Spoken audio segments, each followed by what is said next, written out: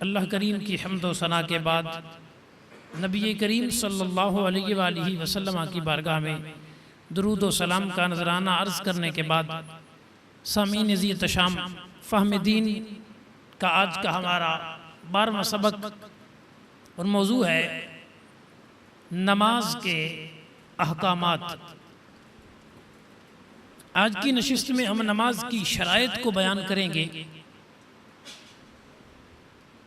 اگر نماز کی شرائط نہ پائی جائیں تو نماز بالکل ہوگی ہی نہیں، یعنی شرائط پر نماز کا دار و مدار ہے۔ جس طرح فرائض نماز میں ضروری ہیں، اس طرح شرائط بھی نماز کے لیے ضروری ہیں۔ تو نماز کے اندر 6 شرطیں ہیں۔ نمبر 1 طہارت، نمازی کے بدن کا، کپڑے کا اور جہاں نماز پڑھ رہا ہے اس جگہ کا پاک ہونا، یعنی نجاست بھی بدن پہ نہ لگی ہوئی ہو، کپڑوں پہ نہ لگی ہوئی ہو، جہاں نماز پڑھ رہا ہے وہ جگہ بھی ناپاک نہ ہو اور بندہ باوضو بھی ہو،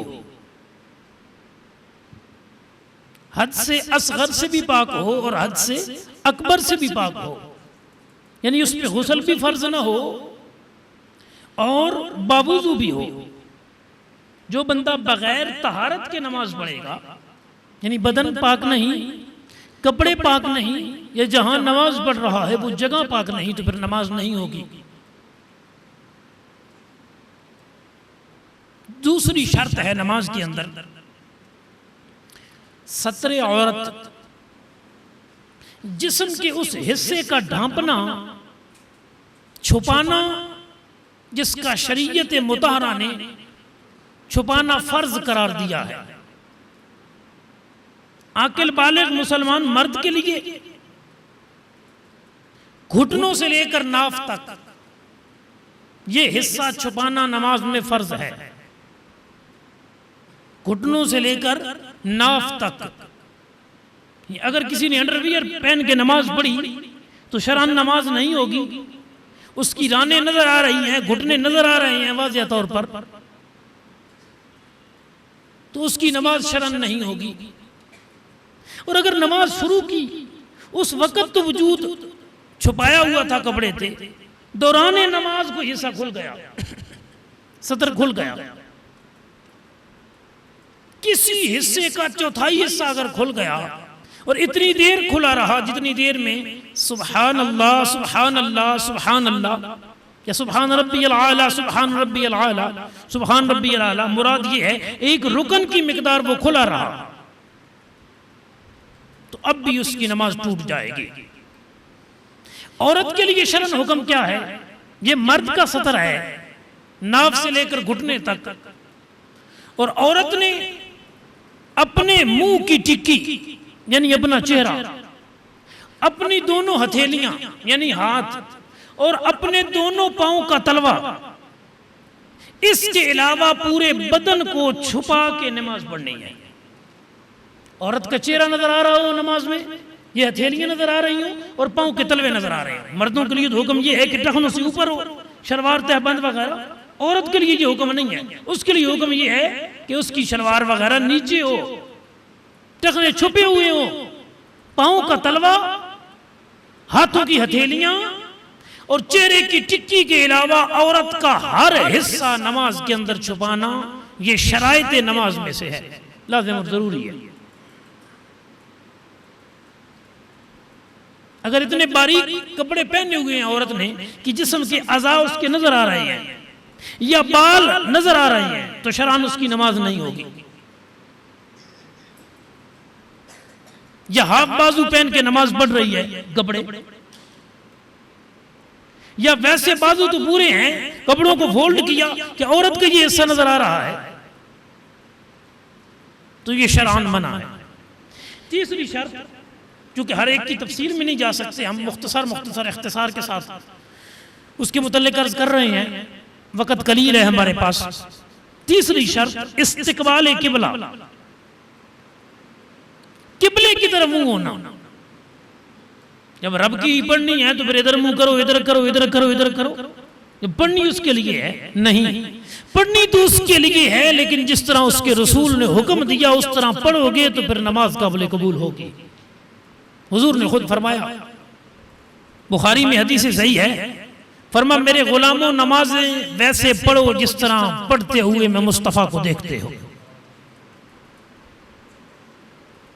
صلو کما رأیتمونی، فرما پڑھو ضرور لیکن پہلے مجھے تو دیکھو کہ رب کا حبیب کیسے پڑھتا ہے، مصطفیٰ کو دیکھ کے پڑھنی ہے، جیسے مصطفیٰ کریم نے پڑھی ویسے پڑھنی چاہیے۔ اللہ اکبر کبیرہ۔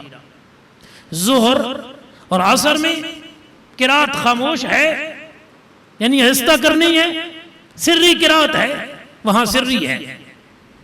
فجر میں، مغرب کی پہلی 2 رکعتوں میں، عشاء کی پہلی 2 رکعتوں میں اونچی ہے، وہاں اونچی کرنی ہے۔ حکمت سمجھ آئے یا نہ آئے، بس اللہ کے رسول نے ایسے ہی حکم دیا، ایسے ہی پڑھی، اب قیامت تک دنیا ایسے ہی حکم بتاتی رہے گی اور ایسے ہی پڑھتی رہے گی۔ استقبال قبلہ، قبلے کی طرف منہ ہونا۔ اگر تو بندہ کعبۃ اللہ کے پاس ہی نماز پڑھ رہا ہے، یعنی سین حرم میں نماز پڑھ رہا ہے، تو اب جدھر بھی دیکھے گا کعبۃ اللہ ہے، یعنی چاروں طرف سے اب اسے کعبہ نظر آ رہا ہے۔ اور اگر باہر پڑھ رہا ہے تو پھر کعبہ تو نظر کوئی نہیں آ رہا، وہاں تو جدھر بھی منہ کرے گا کعبہ ہوگا، سین کعبہ میں پڑھ رہا ہے تو۔ اگر باہر پڑھ رہا ہے تو پھر جہت، سمت، جو ہمارے ہاں عمومی طور پہ بچپن سے نیت سکھائی جاتی ہے، آگے اس کا مسئلہ آ رہا ہے میں عرض کرتا ہوں، نیت یاد کروائی جاتی ہے۔ 4 رکعت نماز فرض، وقت نماز عصر فرض، وسط اللہ تعالیٰ کے بندگی، اللہ تعالیٰ کی منہ طرف، قبلہ شریف۔ یہاں قبلہ نظر تو کوئی نہیں آ رہا، اب یہ سمت ہے، جہت ہے، اس سمت قبلہ بنتا ہے جہاں ہم اس وقت بیٹھے ہیں، اب اس سمت کو منہ کیا جائے گا، تصور کعبہ ذہن میں لایا جائے گا، جہت کعبہ ذہن میں لا کے نماز شروع کی جائے گی، کہ بھلے کعبے کے پاس نہیں ہے، خیال کعبہ تو ذہن میں ہے نا، بنتا تو ادھر ہے نا قبلہ، وہ جہت تو ذہن میں ہے، بندہ ایسی جگہ موجود ہے جہاں قبلے کا پتہ ہی کوئی نہیں ہے۔ ہو سکتا ہے پہاڑوں میں سفر کر رہے ہوں، نماز کا وقت ہو جائے، رات کا کہیں سفر کر رہے ہیں، نماز کا وقت ہے، محسوس ہی کوئی نہیں ہو رہا کدھر قبلہ ہے، مسجد موجود کوئی نہیں، بندہ موجود کوئی نہیں کہ وہ بتائے کدھر قبلہ ہے۔ اور شریعت نے تو ہر مسئلے کا حل نکالا ہوا ہے، موجود ہے۔ اب حکم شرع کیا ہے کہ جب کعبہ کا رخ بتانے والا کوئی نہ ہو، بندے نے نماز پڑھنی ہے، اب وہ ذہن پہ غور و فکر کرے، سوچے، تحری کرے، شریعت کی بولی میں سے کہتے ہیں، غور و غوض کرے، یار ادھر ہوگا، ادھر ہوگا، جدھر ذہن مطمئن ہو جائے، توجہ کرنے کے بعد ادھر منہ کر کے نماز شروع کر دے گا، اس کی نماز ہو جائے گی۔ لیکن غور و غوض کرنا ضروری ہے، یہ نہیں ایسے یار کوئی نہیں، خیر ہے رب نے قبول کریں، جدھر منہ آئے، غور و غوض کر کے، توجہ کر کے، غور و فکر کر کے، ذہن جدھر زیادہ مطمئن ہوتا ہے ادھر چہرہ کر کے نماز پڑھے، اس کی نماز ہو جائے گی۔ اللہ اکبر کبیرہ۔ چوتھی شرط نماز کے اندر وقت کا ہونا، جس نماز کا وقت شروع ہی نہیں ہوا ابھی، وہ بھی نہیں ہوگی وقت سے پہلے، اور جس نماز کا وقت آ چکا، ختم ہو چکا، وہ بھی اب ادا نہیں پڑھی جائے گی، اب پڑھی جائے گی تو قضا کی صورت میں پڑھی جائے گی۔ ماں سوا وہ صورتیں جیسے عرفات وغیرہ میں نبی پاک صلی اللہ علیہ وسلم نے ظہر اور عصر کو، مغرب اور عشاء کو اکٹھا پڑھا، اس کے علاوہ جس نماز کا وقت ہوگا وہی نماز پڑھی جائے گی۔ اللہ پاک کا قرآن مجید میں ارشاد گرامی ہے، ان الصلاۃ کانت علی المؤمنین کتابا موقوتا، بے شک ہم نے مومنوں پر نماز وقت مقرر میں فرض کی ہے، نماز فرض بھی ہے اور وقت مقرر میں ہے۔ اس وقت آپ اور میں عصر کے وقت میں بیٹھے، عصر کی نماز پڑھ لی ہے، ابھی عصر کا وقت جاری ہے۔ اب کوئی کہے کہ افطاری کے بعد تو حضرت جی تھک جاتا ہوں میں، کھانا کھا کے لیٹنا ہوتا ہے، اب میرے پاس ٹائم ہے، افطاری کا ٹائم بھی گزرنا ہے، چلو مغربی ساتھ ہی پڑھ لیتے ہیں، پھر افطاری کروں گا اور لیٹ جاؤں گا۔ حضرت یہ لمبی نماز ہے تراویحوں والی، اور ساتھ عشاء بھی لمبی ہو جاتی ہے، روزہ بھی ہوتا ہے دن کا، تو ابھی عصر کے بعد نہ ساتھ ہی میں عشاء ہی پڑھ لیتا ہوں، تراویح پڑھ لیتا ہوں، نہیں، اس نماز کا وقت ہی نہیں شروع ہوا. جب وقت ہی نہیں شروع ہوا تو ہو ہی نہیں سکتی. آج کی فجر کا وقت ختم ہو گیا ہے جو ہم نے اللہ کے فضل اور توفیق سے پڑھی تھی. اب کوئی کہے کہ میرے پاس وقت ہے تو صبح نہیں پڑھی تھی میں اب پڑھ لیتا ہوں. اب قضا تو پڑھ سکتا ہے لیکن ادا کا وقت چلا گیا ہے. ہر نماز کو اس نماز کے وقت کے اندر پڑھنا یہ شرائط نماز میں سے ایک شرط ہے. یعنی وقت کے اندر پڑھیں گے تو نماز ہوگی نہیں تو نہیں ہوگی. پانچویں شرط نیت. میرے کریم آقا صلی اللہ علیہ وسلم نے فرمایا الاعمال بالنیات وانما لکل امرئ ما نوی. فرمایا عمل کا دار و مدار نیت پر ہے، اعمال کا دار و مدار نیت پر ہے، اور ہر ایک کے لیے وہی ہے جس کی اس نے نیت کی. زبان کے ساتھ نماز کی نیت کرنا یہ مستحب ہے کہ 4 رکعت نماز فرض، وقت نماز ظہر، ایسے یہ الفاظ پکارے جاتے ہیں. 3 رکعت نماز وتر، وتر واجب اس رات کے. اس زبان کے ساتھ کہنا مستحب ہے. کوئی کہے تو ثواب ملے گا، نہیں کہے گناہ نہیں ہے.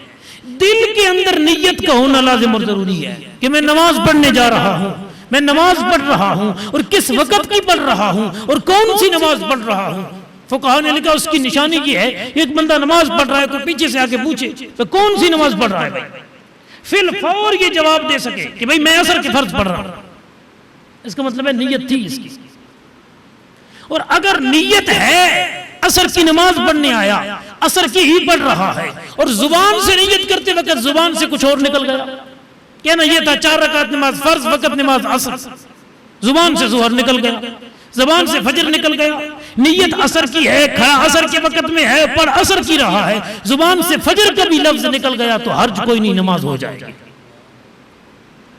کیونکہ اصل نیت جو ہے وہ دل کے ارادے کا نام ہے.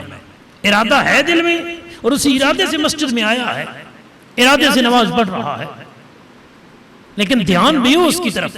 جیسے میں نے عرض کیا کوئی پوچھے کون سی نماز پڑھ رہا ہے، اب سوچنے نہ لگ جائے کہ میں کون سی پڑھ رہا ہوں یار، کس وقت کی پڑھ رہا ہوں، کتنی رکعتیں پڑھ رہا ہوں، خیال ہی نہ ہو، دھیان ہی نہ ہو، تو پھر اس کا مطلب ہے توجہ ہی کوئی نہیں تھی. تو نیت کرنا یہ بھی نماز کی شرطوں میں سے ایک شرط ہے. چھٹی اور آخری شرط نماز کی تکبیر تحریمہ. وہ تکبیر جس کے ساتھ نماز شروع ہوتی ہے، اس کو علماء نے فرائض میں بھی شمار کیا ہے اور شرائط میں بھی ہے. نماز شروع ہی تب ہوگی جب آپ لفظ اللہ اکبر کہیں گے. ٹھیک ہے، نبی اکرم صلی اللہ علیہ وآلہ وسلم نے ساری زندگی جب بھی نماز شروع کی ہے لفظ اللہ اکبر سے ہی کی ہے. نماز جنازہ کے اندر بھی جو 2 فرض ہیں، ایک ہے قیام کرنا اور دوسرا ہے 4 تکبیریں کہنا. یعنی کھڑا ہو کے جنازہ پڑھنا یہ بھی فرض، اور 4 تکبیریں کہنا یہ بھی فرض. بقیہ نمازوں میں علماء نے تکبیر تحریمہ کو شرائط میں گنا ہے، یہ شرط ہے. اور شرط کا کیا حکم بیان کیا کہ شرط پائی جائے گی تو کام ہوگا، شرط نہیں پائی جائے گی تو وہ کام ہی نہیں ہوگا. تو نماز والا عمل جو ہے اس کا دار و مدار ان شرطوں پر ہے. خلاصہ دوبارہ سن لیں، نماز کی شرائط 6 ہیں. نمبر 1 طہارت، بدن پاک ہو، کپڑے پاک ہو، جگہ پاک ہو، باوضو ہو بندہ، غسل بھی اس پہ فرض نہ ہو، یعنی جنبی حالت میں بھی نہ ہو اور بے وضو بھی نہ ہو. دوسری شرط ستر عورت، جسم کا چھپا ہوا ہونا. مرد کے لیے گھٹنوں سے لے کر ناف تک یہ فرض ہے، باقی پورا بدن چھپا کے نماز پڑھنا یہ سنت ہے. اور عورت کے لیے منہ کی ٹکی، ہتھیلیاں اور پاؤں کے تلووں کے علاوہ سارا جسم چھپانا یہ شرط ہے، لازم ہے. نمبر 3 استقبال قبلہ، قبلے کی طرف منہ ہونا. نمبر 4 وقت کا ہونا، وقت کے اندر نماز پڑھنا. نمبر 5 نیت کا ہونا، نیت ارادہ بھی ہو نماز پڑھنے کا، ایسے ہی مجبوری میں صرف سٹینڈ نہ کر رہا ہو، کسی نے پکڑا بھائی چل بھائی مسجد چل، ارادہ ہی کوئی نہیں ہے، اب اس کے منہ دکھانے کے لیے کھڑا ہو گیا، وہ ہاتھ باندھ لیے، نیت ہی کوئی نہیں ہے. نیت نہیں ہوگی تو نماز نہیں ہوگی. تکبیر تحریمہ ایسی تکبیر جس کے بعد بندے پر کھانا حرام، پینا حرام، دنیاوی گفتگو حرام، اس لیے اسی تکبیر تحریمہ کہتے ہیں۔ تو یہ 6 شرائط ہیں جو نماز کے لیے لازم اور ضروری ہیں، یہ پائی جائیں گی تو نماز ہوگی، نہیں تو نہیں ہوگی۔ اللہ پاک آپ کو مجھے سب کو دین کے احکامات کو سمجھنے اور ان پر عمل کرنے کی توفیق عطا فرمائے، آمین ثم آمین۔